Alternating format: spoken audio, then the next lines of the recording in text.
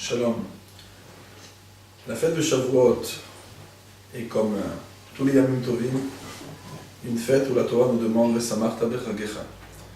C'est-à-dire que nous devons nous réjouir pendant les fêtes, et ça implique de faire des soudot pendant les fêtes. C'est-à-dire que, contrairement à Shabbat, différemment de Shabbat, que Shabbat nous avons la mitzvah de manger 3 repas, les Yamim Tovim, nous avons la mitzvah de faire 2 repas. Le repas du soir et le repas de la journée. Et dans ce repas, comme le Shulchan Aruch le dit dans Siman Taf Kuf Rav Tet, il est important de manger de la viande. Malgré que le Talmud nous dit dans Maseret Psachim, page 109, que Bisman Shabbat Amidash Kayam En Simcha Ila Bebasar, la joie qui est demandée par la Torah pendant les Yamim Tovim se réalisait à travers les sacrifices qu'on approchait, et les sacrifices qu'on pouvait prendre une partie, on pouvait en manger, et donc on mangeait de la viande, et c'était de cette manière que se réalisait la mitzvah de Vesamarta, Bechagecha, une des manières bien sûr, et le Talmud continue, il dit ça c'est à l'époque du temple, mais Bismanazé, En Simcha El Abeyain, la Simcha, ça se réalise par le vin. C'est pour ça que nous avons toujours une mitzvah, et pendant l'Yamim Tovim, et selon l'Admor Hazaken, et de nombreux poskim, même le Chol HaMoed, nous avons une mitzvah de Vesamarta Bechagecha qu'on doit le réaliser en prenant un révit de vin tous les jours. On peut se rendre quitte à travers le Kiddush, mais malgré que donc le Talmud nous dit que la Simcha Bismanazé actuellement elle se réalise par le vin, quand même, il y a quand même une mitzvah importante de manger Bismanazé de la viande. Et les décisionnaires rajoutent que nous parlons de la viande rouge. Les Khatrila, c'est important de manger le Basar Baka. Donc comme on a 2 repas obligatoires le jour de Shavuot, le soir et le matin, donc ces 2 repas doivent être des repas viande. Mais là se rajoute un minag Israël, et nous savons énormément l'importance d'un minag Israël, c'est considéré comme de la Torah. Et le minag, il est de manger du chalavi, de manger des laitages dans un repas de Shavuot. Alors, quel est l'endroit idéal, halachiquement parlant, pour réaliser ce minag? Ce minag d'abord, pour toucher un petit point dessus sur la source de ce minag et les raisons de ce minag. Alors, il y a énormément de raisons qui ont été données sur l'importance de manger du laitage pendant Shavuot. On va en dire simplement quelques-unes. On sait très bien qu'à Shavuot, on avait, par rapport dans le service du Mikdash, on approchait ce qu'on appelle les Shte Alechem, les 2 pains. Et en souvenir des 2 pains, alors on fait 2 Seuda qui vont pratiquement se suivre, bien sûr, avec les Edgeshim, les précisions de la Halacha. 2 repas, un qui va être halavi et un qui va être bessari. Et étant donné que dans chacun des repas, on va le faire avec du pain, donc ça nous rappelle les 2 pains qui étaient approchés à Shavuot. Il y a également la raison, bien sûr, que la Torah est comparée au laitage. On pourrait bien sûr en parler énormément. Quel est le dimion, la ressemblance entre la Torah et le laitage?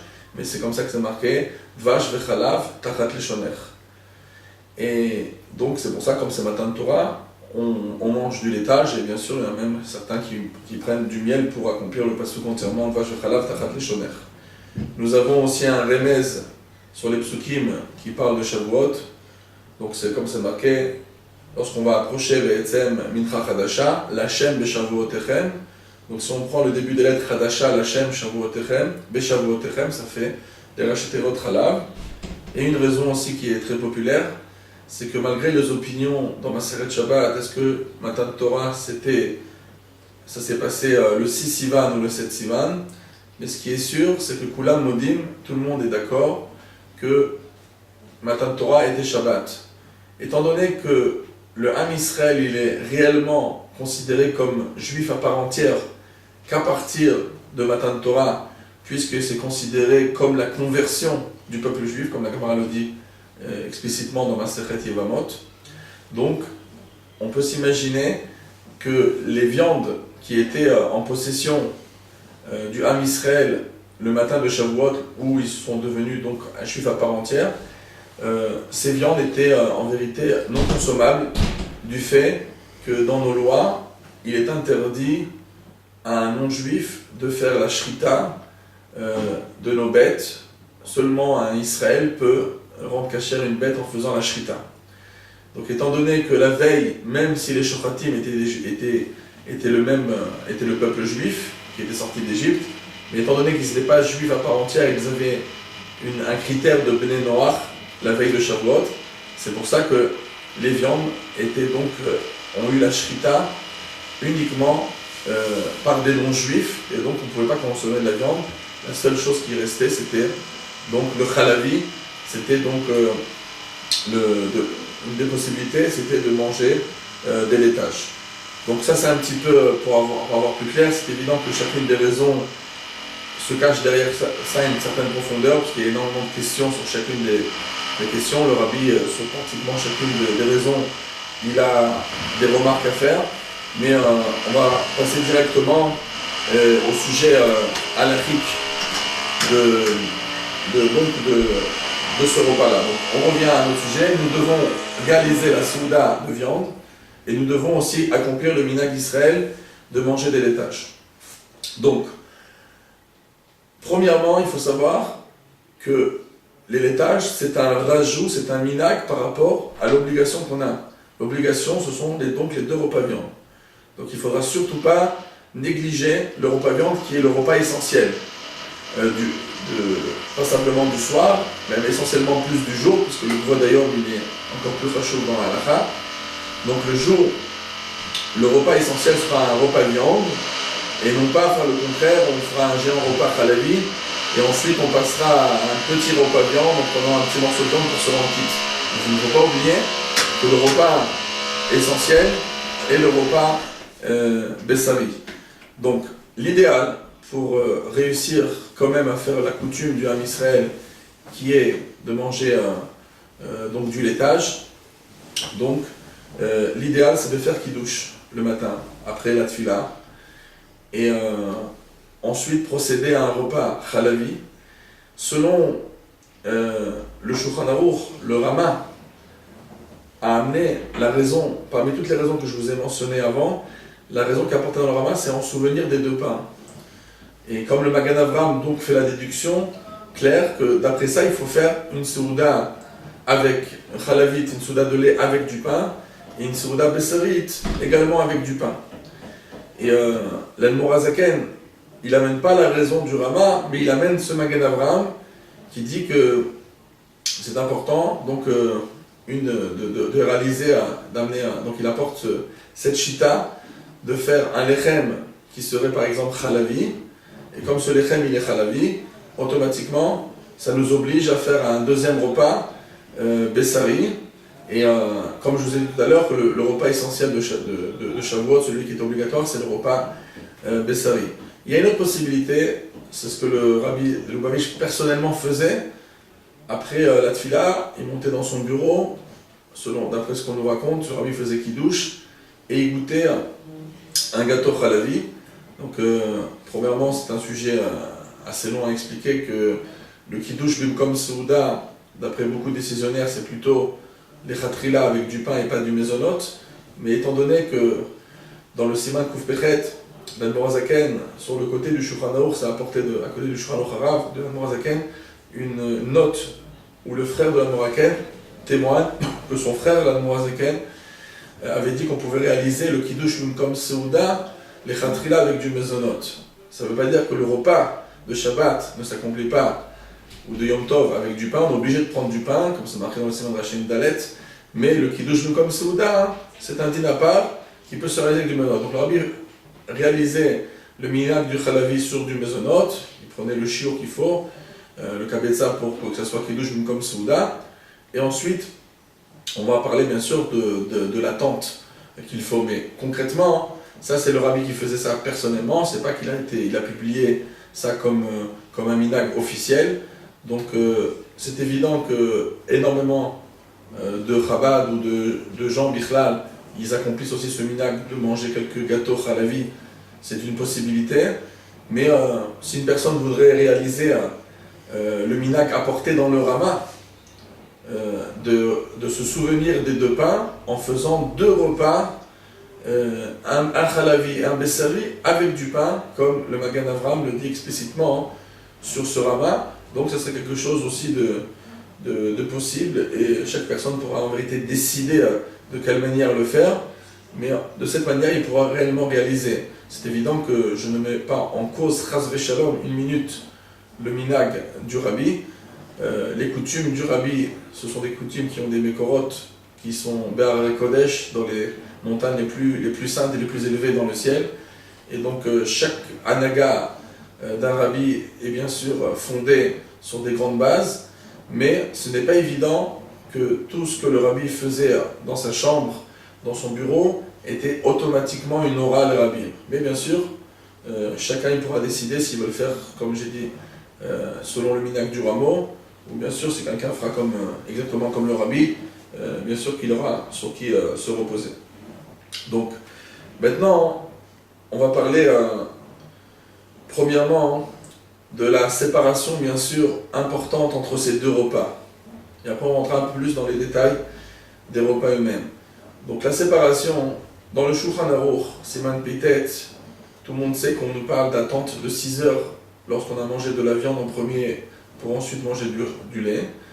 Mais le contraire, si on regarde bien dans le Shulchan Aruch, du Beth Yosef, on ne nous parle pas d'attendre après le laitage. Ça veut dire après le laitage, on est censé simplement se nettoyer la bouche, on peut boire une boisson, on doit également bien sûr manger quelque chose. On peut commencer à manger ou boire et après manger. Le seder ne change pas comme c'est marqué dans le Taz et le Char, mais on n'a pas besoin d'attendre du temps. Il suffit qu'on a mangé et qu'on a bu un aliment. Bien sûr il y a des petites restrictions, il faut manger par exemple du pain et boire n'importe quelle boisson, mais il ne faudrait pas manger des légumes ou bien des dattes, c'est-à-dire tous les fruits sont autorisés, mais les dattes et les légumes, ce sont des choses qui sont en vérité, d'une manière physiquement parlant, qui ne sont pas des bonnes choses pour réussir à réellement nettoyer tous les dents, la langue, tout ce qui se passe dans la bouche, tous les résidus khalavi qui pourraient y rester. Donc, mais à la majorité donc, des aliments, on pouvait prendre du pain, prendre une boisson, et donc faire ce nettoyage. Ça, c'est ce qui est demandé au niveau de la halakha dans le Shulchan Aruch. Mais il est connu le minhag qui est apporté dans la Kabbalah, c'est plutôt dans le Zohar Parashat Mishpatim, que ni la viande ni le lait ne seront consommés b'sha'ata chada ou b'sudata chada, c'est-à-dire dans un seul repas et dans une même heure. Il faut à tout prix qu'il y ait une heure de différence. Donc, je ne parle bien sûr pas de bassar et après chalav, puisque sur ça on se doit de respecter le Shulchan Aruch qui a demandé d'attendre 6 heures. Mais lorsque je commence par le lait et ensuite la viande, je dois toujours respecter cette heure. Et si on regarde bien le terme du Zohar, c'est pas dans la même heure et c'est pas dans la même Seuda. Mais si on regarde bien dans le Shloach Kadosh, Rabbi Shai Horvitz, dans Masechet Shvuot, il écrit qu'il est important de faire une séparation d'une heure entre les repas Bessari et Chalavi. C'est-à-dire, premièrement, lorsqu'on mange du Chalavi, même d'après l'opinion qu'il ne faut pas attendre, on a dit qu'il faut faire quinoa, chadacha, se rincer la bouche en buvant quelque chose et en mangeant un aliment. Et également, il faut faire la bracha chrona. Ce n'est pas l'opinion de tous. On a un Magen Avraham justement dans Ilchot Shvuot, dans Tasman Tassadik Dalet, qui dit qu'il n'y a pas besoin de faire de bracha chrona. C'est pas comme pour le contraire, quand on mange du Bessari, même quand on attend 6 heures, bien sûr il faut faire Birkat Hamazon. Mais dans le cas inverse, lui il dit qu'il n'y a pas besoin de le faire, mais beaucoup de poskim, primégadim et beaucoup d'achronim, et c'est comme ça la hanaga, c'est comme ça le comportement du Ham Israël, c'est de faire bracha acharona après le chalavi. Maintenant, le Shloach Kadosh précise qu'après la bracha acharona ou après le Birkat Hamazon, si on a décidé de faire la souda de Shavuot sur du pain, il faudra faire Birkat Hamazon et ensuite attendre 1 heure avant de faire un motzi pour la prochaine Souda. C'est-à-dire que les Soudot eux-mêmes doivent être séparés d'1 heure. C'est-à-dire, je prends un exemple simple, si j'ai terminé de manger du laitage à midi et demi, mais que j'ai continué à manger des salades parvées et à discuter jusqu'à 1h et j'ai fait Birkat Amazon et je l'ai terminé à 1h05, donc attendre 1h, ça ne veut pas dire 1h30, 1h après midi et demi où j'ai terminé le laitage. 1h, c'est-à-dire que je dois commencer ma Souda qu'à partir de 2h05, puisque j'ai terminé mon Birkat Amazon à 2h05, à 1h05. Et ce ne sera pas non plus possible de commencer mon repas à 1h45 en mangeant du parvé et lorsqu'il sera 2h05, commencer à manger du khalavi. L'idéal pour respecter mot à mot les demandes du Shloa Kadosh, ça serait donc de terminer le Birkat Amazon et depuis ce moment-là compter 1 heure entière pour commencer le futur repas, y compris le motzi, malgré que ce n'est pas encore la viande que je vais consommer. Donc ça, c'est bien sûr ce minag qui apporte un Shloa Kadosh. C'est un minag qui a été respecté par de nombreux Sfaradim qui suivaient l'opinion du Ben Ishraï et du Kaf HaChaim. C'est vrai qu'aujourd'hui, cette coutume est beaucoup moins répandue, puisque les rabbinés Sfarad en parlent de moins en moins. Ils font plutôt référence au Shulchan Aruch, où il faut simplement faire quinoa chadacha, se rincer la bouche, avec, comme on a dit auparavant. Mais ils ne parlent pas d'attente. Chez les Ashkenazim, c'est pratiquement... on ne voit pas du tout ce minag d'attendre 1 heure. On le retrouve plutôt, il y a un minag Ashkenaz d'attendre une demi-heure. C'est un laps de temps. Ça peut être basé sur le fait que le Zohar nous dit Sha'ata Chada, c'est peut-être pas 1 heure, mais c'est peut-être un moment. Donc un bon moment, ça peut être une demi-heure. Mais en tout cas, le minag d'attendre 1 heure, il est de moins en moins populaire. Mais chez Chabad, il est vraiment très important, puisque le Rabbi l'a écrit à maintes fois, à maintes occasions, l'importance d'attendre 1 heure entre ces repas. Bien sûr, on ne peut pas apprendre d'ici, pour le cas inverse, qu'après la viande, on attend 6 heures. Pour attendre 6 heures, on attend 6 heures depuis que j'ai terminé de consommer la viande. C'est-à-dire que si Shabbat, par exemple, je termine de manger le tchoulan viande à 1h30 et que je discute jusqu'à 2h30, je fais Birkat Hamazon à 2h30, je ne dois pas attendre 6 heures depuis 2h30, j'attends 6 heures depuis la fin de la consommation de la viande. Moi, j'ai parlé simplement dans le cas du Khalavi après du Bessari, où Be'etzem, le Zohar nous demande que cette heure-là, l'heure qu'il y a entre les deux, doivent être complètement séparés. On va séparer mamash les repas d'1 heure. Donc ça, c'est par rapport donc à l'attente. Concernant donc ceux qui font ce minag d'attendre 1 heure, la question qui se pose, c'est est-ce que également on se doit de manger, donc de rincer sa bouche en mangeant quelque chose et en buvant une boisson. Alors, bien sûr, si vous voulez chercher ça dans le Shulchan Aruch, on aura du mal, puisque la demande d'attendre 1 heure entre le Khalavi et le Bessari dans le Shulchan Aruch n'existe pas. Donc c'est évident que les poskim n'en ont pas parlé. Mais on peut l'apprendre du cas inverse. Il y avait un minag ashkenaz, bien sûr, qui est repoussé aujourd'hui par le Shulchan Aruch, par le Rama, et repoussé par le Taz et le Shach. Mais il y avait une coutume que le Ramo raconte, que le minag était d'attendre 1 heure entre la viande et le lait. C'est-à-dire pour manger de la viande, on n'attendait qu'1 heure. Alors ce n'est pas la halakha, mais sur ce minag-là, le Taz et le Shach ont eu une discussion. Est-ce qu'il y a un besoin de faire un quinoa hadacha, ou bien le fait d'attendre 1 heure, ça nettoie automatiquement tout ce qui se passe, tous les résidus qui seraient dans la bouche. Alors, le Taz dit que c'est important, malgré qu'il ait passé 1 heure, de faire le quinoa hadacha, donc ça nous apprendra dans notre cas à nous, que malgré qu'on attend 1 heure entre les deux repas, si j'ai terminé avec un gâteau qui est lait par exemple, je dois faire attention de boire quelque chose, de manger quelque chose, malgré que j'attends 1 heure. Ça c'est d'après le Taz. D'après le Shach, il n'y a pas besoin de faire quinoa hadacha. Alors, dans les décisionnaires qui sont venus après, pour venir trancher, on voit quand même une certaine majorité qui ont pris l'opinion du Taz, comme le Pri Megadim dans le Mishbetzot Zahav numéro 2, comme le Yad Yehuda sur place, et comme le Minchat Yaakov également.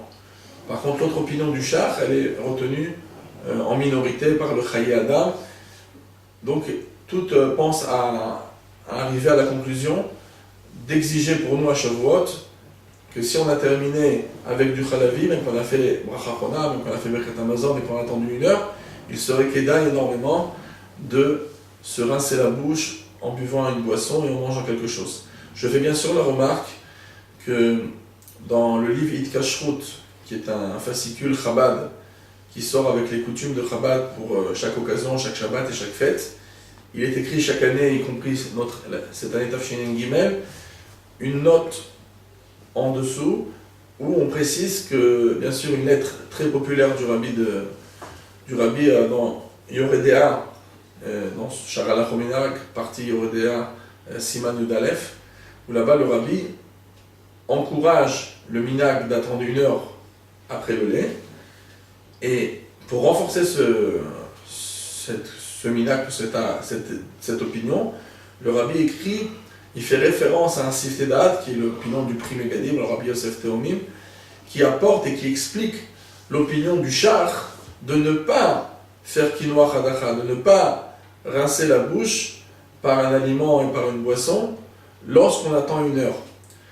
Mais donc ça apportait toujours la base dans cette kashrut pour nous dire de ne pas avoir besoin de nettoyer notre bouche en mangeant et en buvant. Mais l'ichora a priori, étant donné que la majorité des décisionnaires sont contre, et selon moi bien sûr, si le rabbi explicitement aurait dit de ne pas faire quinoa, l'adacha, c'est évident qu'on tranche comme le rabbi, mais étant donné qu'il est très possible que le rabbi n'avait pas de kavana de trancher comme la minorité des poskim, la preuve c'est qu'il amène un Siftei Da'at, un Pri Megadim, quand le Pri Megadim lui-même a révélé son opinion contre le Shach, contre cet avis-là, dans le Mishpat Sot Zaraf Bet. Mais plutôt, il est plus sensé que le rabbi voulait renforcer l'importance d'attendre 1 heure, parce que la phrase qui précède ce makor, cette source que le rabbi apporte, c'était de dire qu'il ne savait pas, le rabbi dit, j'hésite à dire, est-ce que c'est une coutume qui est réservée à certaines personnes qui vont dans la halakha d'une manière très rigoureuse, ou c'est l'héritage de tous d'attendre 1 heure après le Khalavi. Et le rabbi, donc, il fait une note juste après ça, de ce Siftei Da'at, pour nous faire référence d'une raison de plus d'attendre 1 heure. Parce que le nettoyage pourrait peut-être se faire d'une manière négligée et minime, en mangeant un tout petit peu, en buvant un tout petit peu, etc., puisqu'on n'a pas vraiment des définitions bien claires. Et c'est pour ça que c'est possible que le rabbi voulait renforcer ce minhag d'attendre 1 heure en apportant l'opinion qui dit qu'on n'aurait même pas besoin de se rincer la bouche en attendant 1 heure. Ce serait un nettoyage automatique. Mais pourquoi à Shavuot ne pas trancher comme la majorité des décisionnaires quand on n'a pas d'assurance que c'était bien sûr l'intention du rabbi d'être Mekel. Donc ça c'est par rapport à l'attente. Par rapport à se rincer les mains, de toutes les manières, d'après le Shulchan Aruch, lorsqu'on mange du lait et on veut manger de la viande tout de suite après, puisque, comme je vous ai dit auparavant, le minhag d'attendre 1 heure, c'est un minhag qui est venu plus tard, qui est marqué dans la Kabbale, dans le Zohar, dans le Shloah Kadosh. Donc là-bas, on nous parle bien sûr qu'il pourrait avoir des résidus de laitage, surtout lorsqu'on mange des choses avec de la graisse, des fromages avec des pourcentages de graisse assez hauts, ça laisse des saletés sur les mains. Donc dans le Shulchan Aruch, ça n'a rien, on regarde les mains s'ils sont sales, on les nettoie, s'ils sont propres, on n'a pas besoin de les nettoyer. Mais dans le Shach et le Taz, on amène l'opinion des Balei HaTosfot, le Rabbeinu Peretz, qui dit que, étant donné qu'il y a certains laitages très graisseux qui pourraient laisser des traces pratiquement invisibles, même en journée, il est bien de s'habituer à se rincer les mains systématiquement après manger des laitages, lorsqu'on sait qu'on va manger viande après. Maintenant, d'attendre 1 heure, lorsqu'on attend 1 heure, bien sûr, comme le minhag qu'on vient de mentionner, donc il est très possible qu'avec la transpiration des mains, le nettoyage aussi pourrait se faire automatiquement, mais l'idéal, comme il y a quand même 60 minutes, c'est pas grand chose, et qu'il pourrait avoir quelque chose, un morceau de lait, de laitage qui serait complètement desséché sur la main mais restant, il pourrait se remouiller lorsqu'on va manger une souda besserit et salir notre viande, donc l'idéal c'est ça prend 1 seconde, miyotov al tikrera, comme dit la Gemara, brachot daf lamed, lorsqu'on peut faire mieux, pourquoi pas le faire. Donc c'est kedaï de se rincer les mains comme il se doit pour éviter donc tout résidu chalavi sur les mains lorsqu'on mangera dans la Souda Bessarit. On va parler donc encore d'un sujet important, c'est que Baruch Hashem, le Ham Israël à Shavuot font les minagim beidour, et sur les tables du Ham Israël, il y a beaucoup de sortes de chalavi. On a y compris des fromages qui sont sur la table. Et là vient l'importance, selon surtout les opinions ashkénazes, en majorité, puisque c'est le rameau qui apporte le shach et le tas qui amène cette déa. C'est vrai qu'il y a certains sfaradim aussi qui respectent cette halakha, comme le rabbin de Chayliaou et d'autres rabbanim. Combien on attend sur les fromages? Parce que peut-être on parle de laitage, mais pas de fromage. Alors, pour être très bref, parce qu'on pourrait faire un très très long shiur sur ce sujet, pour être très bref, pour ceux qui respectent, qui ont le minag d'attendre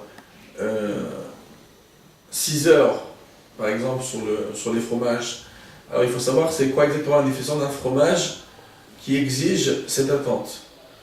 Alors, le Rama et le Shach, dans le Siman Petet Sif Bet, ils ont l'air de parler du problème de la dureté du fromage. Puisque la raison pour laquelle, lorsqu'on mange de la viande, on attend 6 heures, il y a deux opinions, que les deux sont retenues dans la halakha. L'opinion du Rambam, à cause que la viande peut laisser des filaments, des résidus de viande entre les dents, ou bien la raison que lorsqu'on mange de la viande, c'est quelque chose d'assez fort, qui laisse en vérité un goût viande. Lorsqu'on a consommé la viande, qu'on l'a avalée, ça peut laisser dans la gorge et dans les parties donc problématiques, ça pourra laisser des remontées viande, et c'est pour ça qu'on attend 6 heures. Alors de la même manière, lorsqu'on mange du fromage, et du fromage qui est dur, ça pourrait laisser des résidus de viande entre les dents, et c'est justement une des sources qu'apporte dans le Darkei Moshe. Le Rama lui-même apporte ça dans son Sefer Darkei Moshe au nom du Maram de Rothenburg, que lui-même il avait retrouvé quelques heures après du fromage entre les dents, et c'est à cause de ça qu'il avait commencé à attendre après le fromage comme on l'attendait après la viande. Donc, on parle d'un fromage qui est dur. Alors, quand on regarde bien sûr la source, que ce soit dans les Rishonim, mais dans les exemples du Talmud, des fromages durs, on parle d'un fromage où on devait utiliser des couteaux très spéciaux. Je ne sais pas si les gens ils ont des souvenirs de fromages très très durs qui sont en Savoie. On ne les retrouve pas toujours dans nos rayons cachers, mais on peut les voir dans différents rayons non cachers. Des fromages qui sont très très durs, il faudrait un couteau particulier de spécialiste pour couper. Donc c'est évident que la dureté des fromages en général qu'on a sur nos tables n'ont pas ce critère-là. Donc déjà pour ce critère-là, on n'aurait pas besoin d'attendre plus qu'une heure selon notre minag et pas 6 heures. De plus, dans le Shulchan Aruch, c'est marqué dans le char que minastam, un fromage dur, c'est un fromage qui a fermenté pendant plus de 6 mois. C'est sûr que s'il est très très dur, en 2-3 mois, ça serait la même chose, mais en minastam, en général, pour être dur, il faut qu'il a fermenté au cours de temps. Et c'est pour ça qu'aujourd'hui, c'est très très rare d'avoir des fromages comme ça, simplement le parmesan. Mais c'est très très rare, les fromages qui durent comme on a des systèmes très modernes. Donc on n'a même plus besoin d'attendre autant de temps, 1 mois, 2 mois et quelques, ça suffit. Et les fromages, comme j'ai dit, ne sont pas aussi durs. Le problème, c'est qu'on a une autre opinion qui donne un autre critère sur la raison pourquoi on attendrait après un fromage. C'est ce qu'on a apporté dans le Taz. C'est en vérité la raison qui ressemble à celle de Rashi après la viande. C'est-à-dire qu'il y aura un goût fort. Alors, on parle d'un fromage qui aurait un goût très très fort, parce qu'il s'est tellement fermenté jusqu'au niveau que il peut avoir des vers qui bougent, qui sont à l'intérieur de ce fromage. Alors, je ne vais pas rentrer dans les permissions de manger ces sortes de vers, etc. Mais ce qu'il est évident, que lorsqu'il dit qu'un fromage qu'il est fort, nous ne parlons pas d'un fromage qui est doux, qui n'est pas fort, mais qui est très épicé avec beaucoup de sel. C'est pas l'épicement du fromage qui va rendre le fromage un fromage fort. Il faut vraiment que le lait lui-même il est fermenté d'une manière forte et qui laisse un goût assez fort. Donc c'est pour ça qu'aujourd'hui, la majorité des fromages n'ont ni le critère du Rama et du Shach et ni le critère du Taz. C'est pour ça que la majorité de nos fromages, on attend 1 heure. Il est vrai qu'il existe des opinions qui disent que c'est important de garder le minhag Israël de l'époque, d'attendre 6 heures après le fromage, mais ça ne se repose pas réellement sur beaucoup d'opinions, parce qu'on n'a pas besoin de faire une xéra nouvelle, puisque Bechalal, tout le din d'attendre après le fromage du temps, même des fromages durs, c'est déjà un grand chidouche. Kalvachomer, par rapport au Talmud, et Kalvachomer de faire une xéra sur ça, donc bien sûr je ne veux pas changer les minhagim, chacun y suivra le rite de son rave, mais sachez qu'en majorité, nos fromages n'ont pas besoin d'attendre plus d'1 heure, selon bien sûr la coutume d'attendre 1 heure. Il est quand même conseillé de ça pour toute l'année, y compris bien sûr pour Shavuot. Lorsqu'on va faire notre repas chalavi, on aura des salades, on aura du pain qui est peut-être parvé, et donc il faut savoir que d'abord, toutes les choses qui sont censées être parvées, c'est important de les laisser parver. Et de ne pas dire non, maintenant ils sont chalavi, je sais. Donc même les opinions qui permettraient de le faire, il faudrait mettre une étiquette sur des choses qui sont censées être parvées, leur dire qu'ils sont chalavi. Parce qu'il y a des opinions qui veulent dire que cette notion de pas rendre quelque chose chalavi, ça a été dit sur le pain dans Siman Tzadik Zayin et pas sur des autres aliments.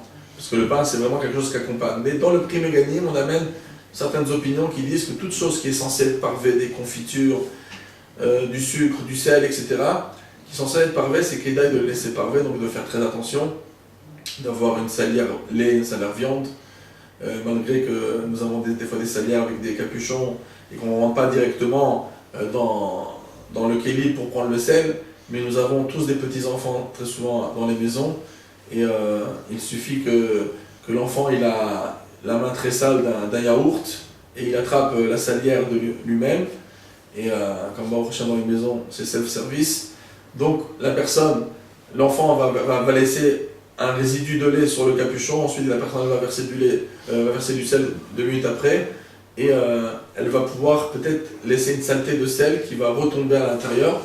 Donc toutes choses qui sont parvées, laissons-les parvées, faisons attention, y compris le pain. Il faut s'habituer, d'après le Pitri Tshuva, c'est vrai qu'il y a tout un déploiement d'Alacha sur ce sujet dans le Siman Pétet, c'est Yvdalet. De quelle manière garder un pain parvé lorsqu'il a été coupé par un couteau chalavi ou bessari. Et si on voudrait manger une partie de pain avec du bessari, est-ce qu'on pourrait couper avec un couteau chalavi qui serait laid mais qui serait complètement propre? Il y a énormément de définitions et beaucoup d'opinions. Donc c'est pour ça que le Pitri Tshuva nous conseille, c'est un conseil que je conseille à tous de prendre pour éviter beaucoup de questions.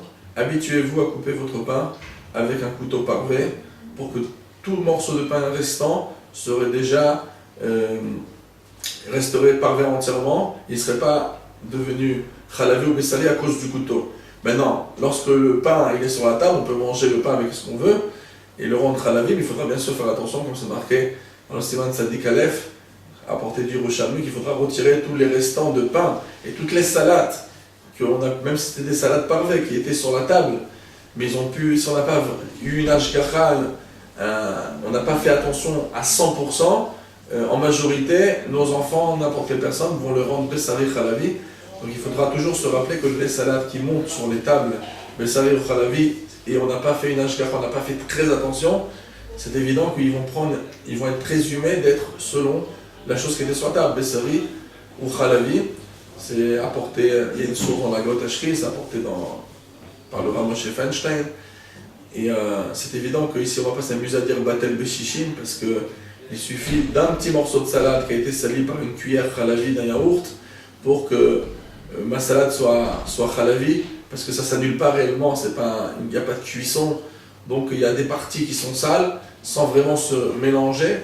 Donc c'est pour ça qu'il faudra faire attention, justement à Shavuot, puisque c'est le jour de Matan Torah, encore plus que tous les autres jours, de ne pas faire d'erreur le jour du don de la Torah, et de faire en sorte que toutes les salades et tous les pains qui ont traîné sur la table sans faire attention, de ne pas les mettre sur le prochain repas 1 heure plus tard, le prochain repas Bessari, y compris les couteaux.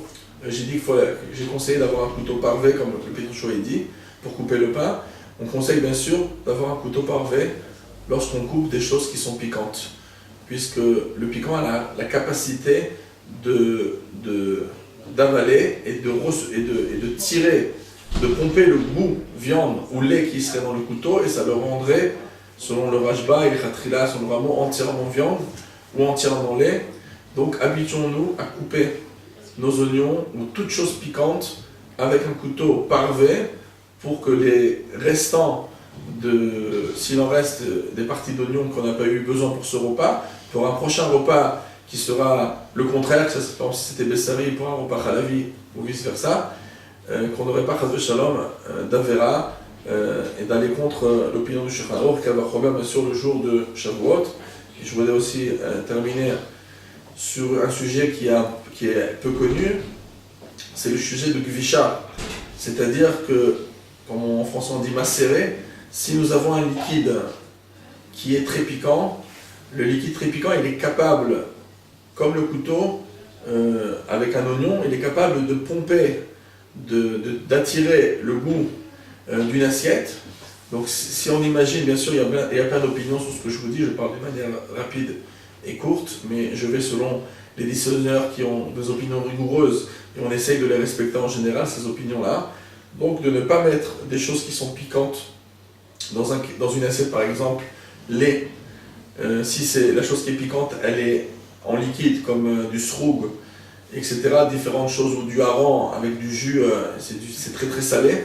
Donc qu'est-ce qui va se passer? Ça fait que si je mets par exemple dans une assiette viande, même qui est propre, en quelques minutes, qui est déchet à l'èche d'artiar, c'est en quelques minutes, mon assiette, mon aliment piquant va réussir à puiser de l'ustensile le goût qui est à l'intérieur, c'est-à-dire le goût viande ou le goût lait, et à la fin du compte, ils seront entièrement khalavi ou bessari, pas pour attendre 6 heures après leur consommation, mais au moins pour ne pas les manger directement avec l'aliment contradictoire.